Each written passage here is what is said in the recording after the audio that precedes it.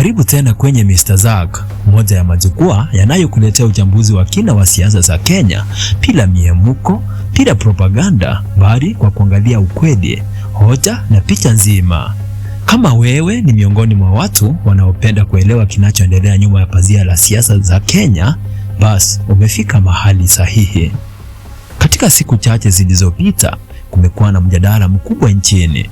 Magazetini, mitandao ya kijamii na mijadala ya kawaida imejikita kwenye swali moja. Je, kuna jambo linaendelea kati ya Rais William Ruto na Naibu Rais Kithure Kindiki? Baadhi ya watu wanasema hakuna chochote. Wengine wanaamini huu ni mwanzo wa mabadiliko makubwa. Lakini ukweli ni upi? Leo tunachambua kila kitu hatua kwa hatua. Niite Nyambunde Zack. Wanasiasa wengi husema hakuna urafiki wa kudumu katika siasa, bali kuna maslahi ya kudumu. Kauli hiyo imeonekana kujidhihirisha mara nyingi nchini Kenya. Tuliona yaliyotokea kati ya Rais William Ruto na aliyekuwa Naibu Rais Rigathi Gachagua. Na sasa baada ya taarifa za hivi karibuni kuhusu Kithure Kindiki, Wakenya wengi wameanza kujiuliza kama historia inaanza kujirudia.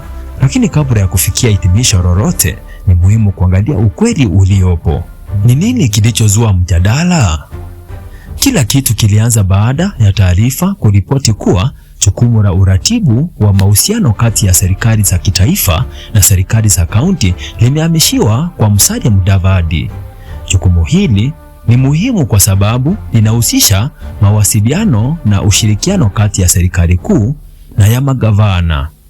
Kwa kawaida, nafasi kama hii humfanya kiongozi kuwa sehemu muhimu ya maamuzi na utekelezaji wa sera. Baada ya taarifa hizo kutoka, baadhi ya Wakenya walitafsiri hatua hiyo kama ishara kwamba nguvu za Kindiki zimeanza kupunguzwa. Lakini hapa ndipo tunapaswa kuwa na uangalifu. Serikali imekanusha madai kwamba Kindiki amevuliwa majukumu yake au kushushwa hadhi. Kwa hiyo hadi sasa hakuna tangazo rasmi linalosema Kindiki ameondolewa madarakani au amepokonywa mamlaka yake. Kwa nini watu wanalinganisha na Gachagua? Hii ndio sehemu inayowafanya wengi wawe na wasiwasi. Kabla ya Rigathi Gachagua kuondoka madarakani, kulikuwa na matukio ambayo baadhi ya wananchi waliona kama ishara za tofauti ndani ya uongozi. Ndio maana leo watu wanapoona mabadiliko yoyote yanayohusu Kindiki wanakumbuka yaliyopita. Lakini ni muhimu kusema wazi, kufanana kwa mazingira hakumaanishi matokeo yatakuwa yale yale. Siasa hubadilika haraka na kila tukio lina mazingira yake. Je, Kindiki alikuwa na msimamo gani? Katika kipindi cha mvutano kati ya Gachagua na serikali, Kindiki alikuwa mmoja wa viongozi waliotetea serikali kwa nguvu. Aliwahimiza Wakenya kuunga mkono ajenda za serikali. Aliendelea kusisitiza kuwa Rais William Ruto anapaswa kupewa nafasi ya kutekeleza ahadi zake. Kwa kifupi, alikuwa mstari wa mbele kutetea serikali. Hilo si jambo la siri, lipo kwenye rekodi za hotuba zake. Lakini sasa baada ya mjadala huu kuibuka, baadhi ya Wakenya wanauliza swali gumu. Ikiwa siku moja Kindiki angejikuta kwenye mazingira magumu kisiasa, angejibu vipi? Hilo ni swali ambalo kwa sasa halina jibu. Ruto anaweza kuwa anafanya nini? Hili ndilo swali kubwa zaidi.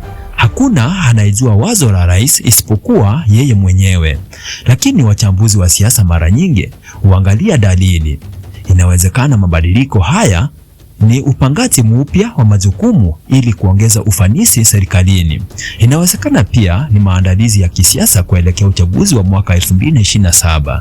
Na pia inawezekana hakuna mgogoro wowote, bali ni tafsiri ambazo zimepewa uzito mkubwa na mijadala ya kisiasa. Ndiyo maana ni hatari kubadili ufumi kuwa ukweli. Je, Kindiki amepunguziwa walinzi? Hili pia limekuwa likizungumzwa sana. Lakini hadi sasa hakuna taarifa rasmi kutoka kwa serikali au vyombo vya habari vinavyothibitisha kuwa walinzi wa Kindiki wamepunguzwa. Kwa hiyo madai hayo yanapaswa kuchukuliwa kama uvumi mpaka yatakapothibitishwa. Somo kubwa kwa wanasiasa na wananchi. Kuna jambo ambalo kila Mkenya anaweza kujifunza katika siasa. Leo unaweza kuwa mtu anayesifiwa kuliko wote. Kesho ukawa unakosoa au unakosolewa. Leo unaweza kuwa karibu sana na mamlaka. Kesho ukajikuta nje ya meza ya maamuzi. Hii ndiyo sababu tusiweke matumaini yetu yote kwa viongozi au nafasi za madaraka. Cheo si cha milele. Nguvu si za milele. Umaarufu si wa milele. Kinachodumu ni tabia, heshima, uadilifu na namna ulivyotendea watu. Pia tusiwe watu wanaoingilia matatizo ya wengine. Maisha yana mzunguko. Leo unaweza kumcheka mwenzako, kesho unahitaji huruma hiyo hiyo. Na ndiyo maana busara ni kujifunza kutoka kwa historia badala ya kujirudia. Mwisho wa yote, kwa sasa hakuna ushahidi rasmi kwamba Rais William Ruto ameamua kumtenga au kumwondoa Kithure Kindiki.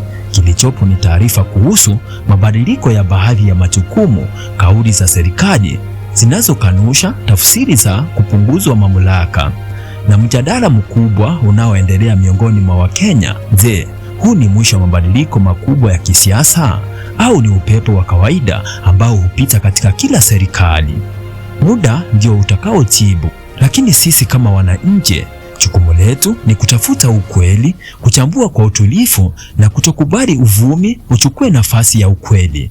Ikiwa umefurahia uchambuzi huu, bonyeza like, subscribe na uwashe kengele ya arifa ili usikose uchambuzi mwingine wa kina kutoka Mr. Zack. Mimi ni Nyambunde Zack. Tukutane kwenye makala inayofuata. Asante kwa kutazama.